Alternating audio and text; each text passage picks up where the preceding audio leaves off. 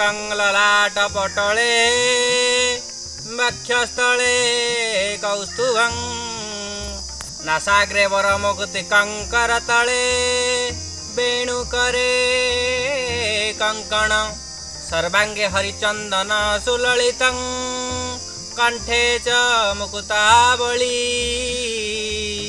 गोपस्त्री परिवेष्टितं विजयते श्रीगोपाल चूड़ामणि श्रीगोपाल चूड़ामणि।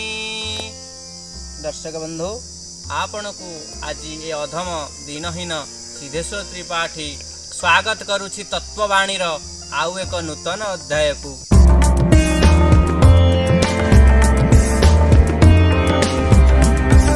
श्री जगतरनाथ जगन्नाथ आपण मानकु शंखरे पुरई सुदर्शन चक्र आढुआले रखि थांतु। बोलो जगन्नाथ स्वामी की जय। आज आम गोटे श्लोकर व्याख्या करवा केमती गोटे लोक केते श्लोक शिक्षा पाई पांचटी शिक्षा से पाइबा पई पांचटी स्वर्ण मुद्रा देछि। आज्ञा जानिबा से विषय रे आ से पांचटी जाक तथ्य ता जीवन को केमती परिवर्तन कर देछि से कथा जानिबा। आज्ञा संसार कथा स्वामी स्त्री कथा केते पाटितुंड केते कलिकजिया पुणी मिशामिशी गोटे संसारी लोकटीए स्त्री सहित टिके झगड़ा कर देछि। आज्ञा झगड़ारू से घर छाड़ी चली जावाकू मनस्थ करिछि। कुआडे जीव आत्महत्या करिव बंचिव मरिव कौन करिव जानिनी जंगल रे जाइछि। जाऊ जाऊ जने साधु को देखिछि। साधु जाउछंती सी जाउछि। साधु महाराज आपण तो मते किछि कहूनाहांती ना मु कोन कहबी मोर बहु सब कथा मूल्यवान मो कथार मूल्य दे पारिबो गोटिए कथा को गोटिए स्वर्ण मुद्रा। पांचटी कथा कहिले पांचटी स्वर्ण मुद्रा देबी पांचटी स्वर्ण मुद्रा नेबी दे पारिबो ना हाउ कहंतु। से पांचटी कथा धीरे धीरे कहिसंती। आसनं पादचालनं पथे नारी विवर्जिता आसनं पादचालनं पथे नारी विवर्जिता उजागरे भय नास्ति अति क्रोध निवारिता। श्लोकटी से शुणिकी जाइछि बारी स्वर्ण मुद्रा देछि। किछि दिन परे एमती बुलु बुलु जने राजकन्या को तांकर भाग्य भाग्यं फलत्री सर्वत्र न विद्या न च पौरुषं दैव दौड़ी मनीष गाई जेणिकी टाणई सेणिकी जाई। भाग्य केतेबेले काहाकू राति पाइथिले राम होई थांते राजा राति पाइथिले रामचंद्र राजा होई थांते से वन को गले काहाकू केतेबेले भाग्य कोठी नेकी थेई दिया। आज्ञा से राजप्रसाद रे जाई राजांकर जामाता होईची शाली माने तांकू थटा परिहास रे खाइबा बाड़ी देइचंती आसन पकई देइचंती। ई बसिया को जाउथला मने पड़ीगला महर्षि कहिथिले परा आसनं पादचालनं आसन टिके आज्ञा टिके घुंचई देइची। चारिपटे चारोटी गोड़ी थिला। आज्ञा जदि गोड़ी थाई कि से बसी पड़ी थांता निश्चित मुहमाड़ी पड़ी थांता शाली माने थटा करि थांते ताली मारि थांते। बोलो सियावर रामचंद्र की जय। आसनं पादचालनं तार अर्थ से बुझी पारला एवं रक्षा पाईगला थटा मजारू।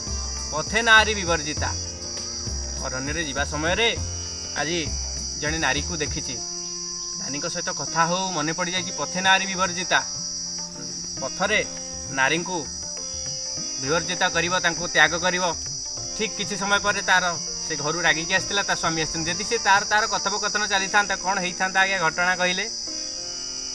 आसनं पादचालनं पथे नारी विवर्जिता उजागरे भय नास्ति अति क्रोध निवारिता। उजागर उजागर रहिले भय रही ना। आज्ञा जो राजकन्या को सी विवाह करिछि ता धीरे गोटे रहस्य अच्छी। आज्ञा जी से राजकन्या को विवाह करती समस्ते मरी जाती। ये तो विवाह करिछि स्वर्ण मुद्रा दियाजिब धन संपत्ति दियाजिब यही कारण ना आपको कहीं राजकन्या बाहा थांते। ठीक समय मधुसज्जा राति रे ए शोइबा को जाउछि कहला गोटे राति रे तो समस्ते मरी जाउछन मुझे राति रे न शोइले कौन हो जाउछि। उजागरे भय नास्ति परा। ठीक उजागर समय से देखिला राजकन्या नाकरू दुईटी सर्प आसुचंती तार सबू ज्ञान उदय होगला। आज्ञा दुईटी सर्प आसी दंशन कला पर राजा जेतक जामाता सब मरी जाउचंती। बोलो सियावर रामचंद्र की जय। बड़ खंडाटी धरीथिला से खंडारे दुईटी सर्प को से छेदन करदेला।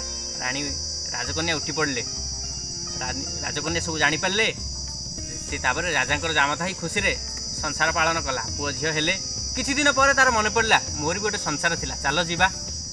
राति रे लुचि लुचि तार स्त्री को आसिक देखा कला।